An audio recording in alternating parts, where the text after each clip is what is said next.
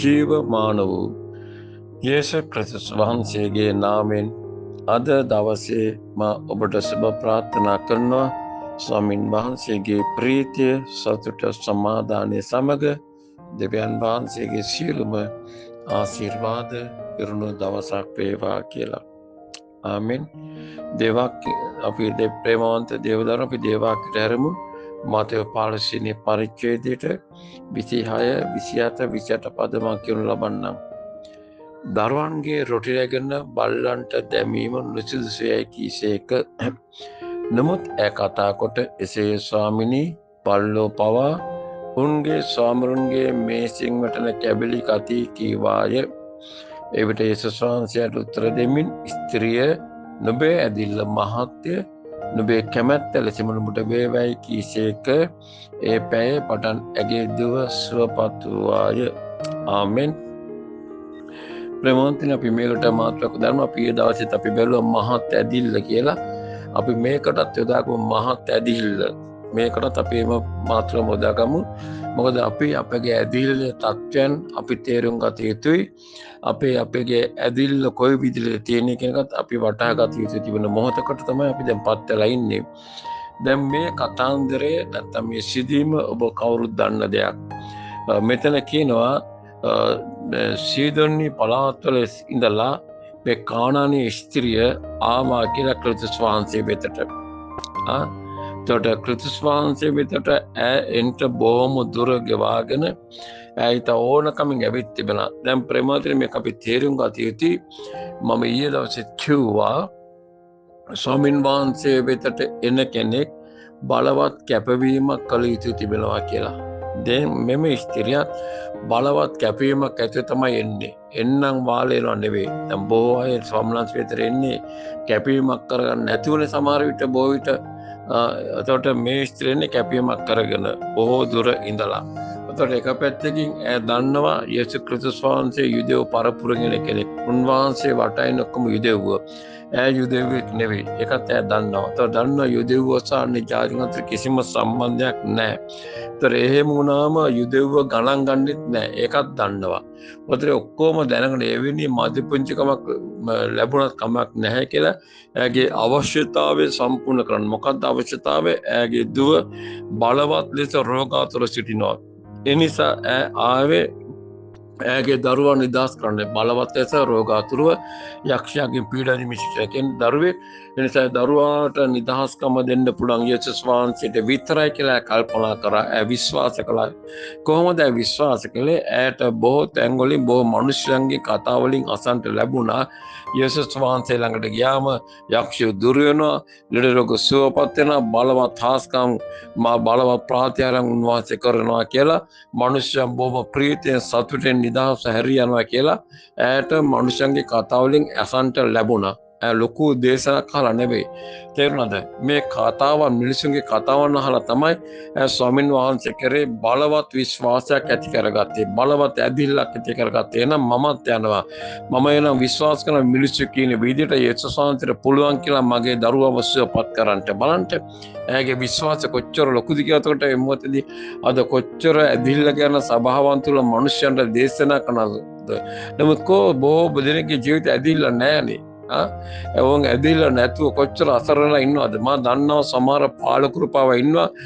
ඔවුන් කනකරු ගස් තියනවා, වාහන ගස් තියනවා, ගෙවල් දොර ඉඩකඩම් ගස් තියනවා. හැබැයි ෆුල් ෆිට් එකේ ඇදිල්ල ගැන කතා කරන්නේ.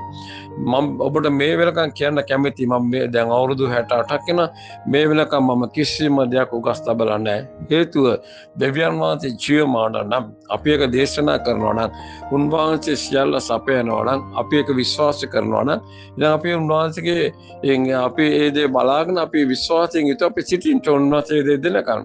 අපි එකට විසඳුමක් ඕනේ. අපි අර්ග කරලා මේක කරලා කියලා. දැන් මේ ස්ත්‍රිය හැම අතින්ම උත්සාහ කරලා බැරි මෙතන ඒ සංසිතර ඉන්නේ. ඉතින් අපේ උත්සාහයත් ඒකනේ. අපි දන්නවා උන්වහන්සේ ඇර වෙන කාටවත් අපේ ජීවිතවල අත ගන්නට බෑ. උපකාර කරන්න බෑ. ආශිර්වාද කරන්න බෑ. ඒක කළ හැකි ඒ සංසිතර පමණයි කියලා අපි විශ්වාස කරනවා. මේ ස්ත්‍රියක විශ්වාස කරා මගේ දරුවාව මේ යක්ෂ පීඩාවෙන් ගලන්න පුළුවන් ඒ ශාස්ත්‍ර විතරයි. එන තමයි දුරකථන ගෙවාගෙන අන්‍ය ජාතික ස්ත්‍රියක් වුණත් යුදෙව්වෙක් වුණ ක්‍රිස්තුස් වහන්සේ ළඟට වටේම ඉන්න යුදෙව්ව ගණන් ගන්න නැහැ කියලා දන්නවා. ඕන මදිපුංචකමක් වෙච්ච දෙයින් කියලා තමයි යේසුස් වහන්සේ වෙතට ඇගේ අවශ්‍යතාවය අරගෙන ආවේ. තේරුණාද? ඒතර බලන්න මෙතනදී ඇගේ අවශ්‍යතාවය අරගෙන එනකොට ස්වාමීන් වහන්සේ කියද්දී අනේ දාවිදගේ පුත්‍රයාණනි මට අනුකම්පා කරලා මගේ දරුවා නිදහස් කරලා දෙන්න කියද්දී ගෝලේ කියනවා මේ ස්ත්‍රිය මහා කරදරයක් මේ ස්ත්‍රිය යවන්න කියලා. ඒතර ස්වාමීන් වහන්සේ මොනවද කියන්නේ? නෑ මම ආවේ ඉස්රායල් වාසී නැතුණු බැට්ලෝස් යන්න කියලා උන්වහන්සේ එහෙම උත්තර දෙනවා.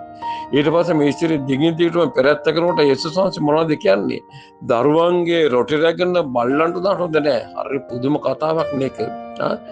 දරුවෝ කියන්නේ කවුද මොතේ මේ ඊශ්‍රායල් සෙනග යුදෙව් සෙනග අතර ඒගොල්ලෝ තමයි මේ දේව දරුවෝ කියලා නැත්නම් දිව්‍යවංශිකේ දරුවෝ කියලා හංගොඩු ගහන හිටියේ. ඒගොල්ලෝ තමයි නම් කොටාගෙන සිටි දේව දරුවෝ කියලා. අනිකුත් අය බල්ලෝ ගන්නට ගණන් ගත්තේ. මේ ස්ත්‍රිය බල්ලෝ ගන්නට ගණන් ගත්තේ.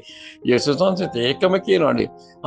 දරුවන්ගේ රොටි බල්ලන්ට දාන්න නෑ කියලා. අතට බලන්න ඇගේ තත්ත්වය දන්නවා. ඊශ්‍රායල් සෙනග ගණන් ගන්න යුදෙව් ගණන් ගන්න අනිත් ජාතික බල්ලෝ ගන්නට කියලා දන්නවා. තොර දැන් යේසුස් වහන්සේ දෙක කියනනේ කුල බෙද නොබලන තනන් වහන්සේ එහෙම කියනකොට කොච්චර වේදනාවක් ඇති වේද? අද එහෙම දෙයක් එවුනි අත්දැකීම කොබටවත් ඔබගේ තත්ත්වෙ මොකක්ද? ඔබ සභාව දාලා දුවයි නේද? ගැලිමත් එපා කියලා දුවයි. නමුත් ඈ මොනවද කිව්වේ? හරි ස්වාමනී ඒක මම පිළිගන්නවා. නමුත් මේසෙන් වැටෙන කෑල්ල අයිති කාටද? බල්ලට මිසක් දරුවන්ට නෙවෙයි. අන්න ඇගේ අයිතිය ඇයටත් කොටසක් තිබෙනවා කියලා ප්‍රකාශ කරපු ස්ථානේ හරි පුදුමයි නේද? ඇගේ විශ්වාසයට අවස්ථාව ඇය උදා කරගත්තේ කොහොමද? මේසෙන් වැටෙන කෑල්ල අයිති බල්ලට අන්නේ කෑල්ල මට දෙන්න. ඒ කෑල්ල ප්‍රමාණවත් ස්වාමින් වහන්සේ. Hallelujah hallelujah.